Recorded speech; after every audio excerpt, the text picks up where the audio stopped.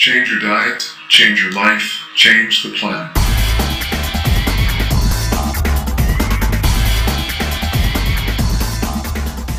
June 1st, 2008, first day of June, rabbit. And I'm driving to the Whiteface Mountain uphill foot race, which is an 8-mile long race climbing Whiteface Mountain in New York. Whiteface Mountain is a little less than 5,000 feet high and was the site of the 1980 Winter Olympics. It's where the downhill ski events were held. It's a big mountain, 8 miles, straight uphill, no rest, a constant 8% grade going up the mountain, which means that we're going to be climbing an average of 450 feet per mile. I've been training really hard. I've been putting in about 90 miles per week and have not been tapering. Usually you taper for a race, which means that you reduce your mileage before a race, but I haven't been doing that because I'm training for the Mount Washington road race coming up June 21st, and that race serves as the national championships, the National Mountain Running Championships this year, so I really want to be peaked for that event. Because last year at Mount Washington I got my butt kicked. I was not ready for 8 miles of constant uphill. How do you feel this year compared to last year? I'm much better prepared. Last year I was only running between 10 and 20 miles a week leading up to Mount Washington. Oh my gosh. Due to injury I couldn't do the proper training, but this year I've remained injury free for the most part except for my heel injuries. I'm John Pelton. I live in West Rupert, Vermont. I'll be 69 in 13 days. It's exciting as you get older to still be able to do these and be feeling good. I've been doing Mount Washington. This is about my 6th or so time. This is really ideal preparation. How do they compare? Like, I know this is 8% grade, whereas Mount Washington's like average of 11. Yes, Mount Washington is tougher, but this is very steady. It doesn't really, you don't get any break anywhere. Well, you really don't on Mount Washington either. You're 69 years old and you're running up, giant mountains. Is diet a consideration for you? Well, if you toss out the chocolate chip cookies that I like, I think it's especially important to eat a great breakfast.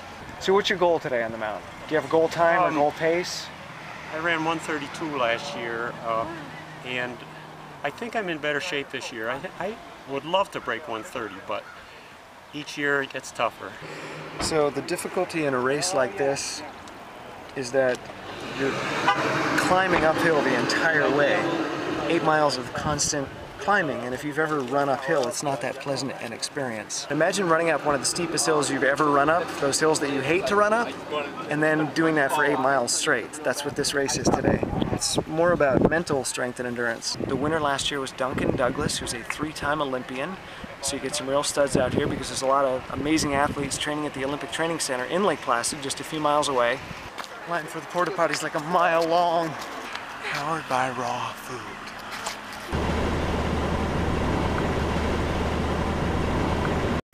Going up the mountain. Now we're going up into the clouds. It is freaking cold and terribly windy up here. We're now 4,499 feet above sea level. I am up at the top of the mountain. It's very, very cold, and I feel like he's crazy to do this. It's too cold and way too windy for me to get out, so this is the only place I can talk.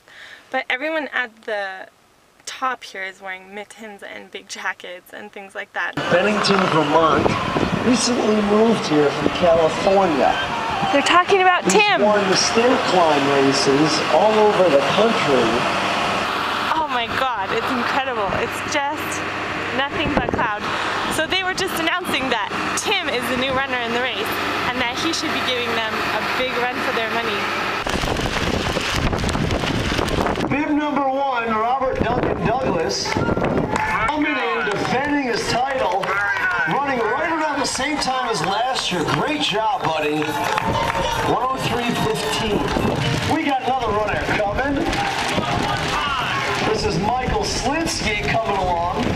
Mike Slinsky doing a great job. He is an Olympic trials marathoner. He has run in the 2 teams for the marathon. Van Orden of Running Raw, having fun, and only a singlet. He might be frigid. Great job, Tim. Looking great right around 6 minutes, just a hair over. Nice job, Tim. Somebody get him a hot chocolate. The last mile was so windy, we're like just trying to move in the wind. Oh, my hands are so cold right now. Come inside. Go inside, go inside. It's really warm. It was a good race. I felt really good. My heart rate was average about 160, which is really, really low. Normally I race around 176. So I wasn't breathing hard at all the whole race. It was really easy except my legs. My legs were really tired and kind of sluggish and they wouldn't let me move any faster. So I got to build leg strength. Duncan Douglas, who won the race today, is a 3-time Olympian. So to be, you know, behind him is not so bad. We were together the first 3 miles and Duncan was breathing quite a bit harder than I was. But he had stronger legs, so he won the race. Maybe I'll start biking. What about the second place guy? He's also an Olympian marathon trial, or? I don't know, but somebody was saying that he's a really, really good runner. He's an Olympian. They were saying he's in the marathon trial. Second place guys, Olympic trials marathon, great, yeah. Yeah. And he only passed me at the 6 mile point, so we were together for 6 miles. He had stronger legs. He was breathing a lot harder than me. I mean, I was barely breathing, so I've got the lungs. Raw food? Lungs are good, raw food, just gotta work on the leg strength. I don't think it's that I have weak legs because I'm a skyscraper racer. I've got pretty strong legs. I think the sluggish, kind of weak, heavy feeling in my legs is coming from running 90 miles a week right now. So we've got the winner of the race here, Duncan Douglas. Not only did he kick butt on the mountain, but he's about to open a bottle of Gatorade with frozen hands, okay, which I couldn't do right now. So what's your regimen? How are you training for this? What are you putting in for hours, mileage, roller skiing, biking, running?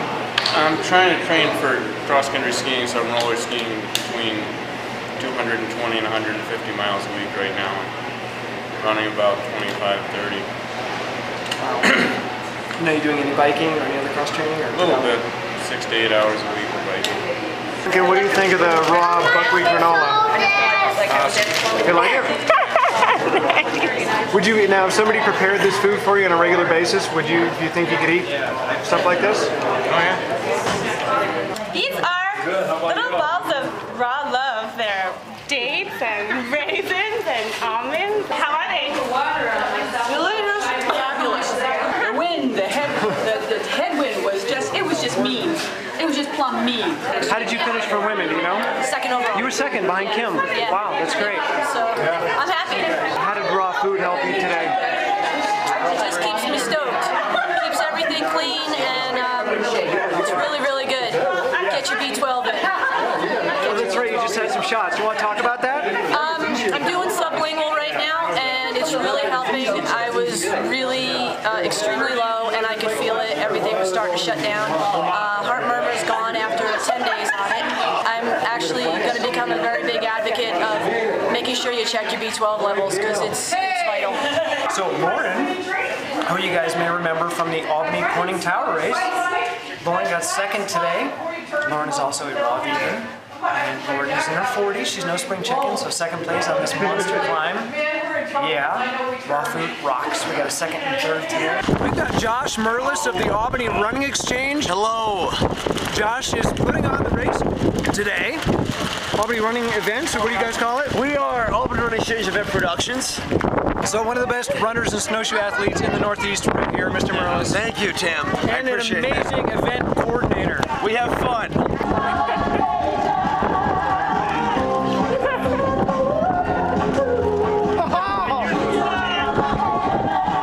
One of the great things I love about mountain running, it really teaches you discipline. It teaches you how to endure difficult situations mentally.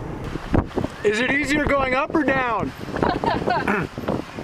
Down, definitely. Down is easier, yeah? Yeah, you missed the singing though. Oh, what were you singing? Dun, dun, dun, dun, dun, dun, dun, dun, dun.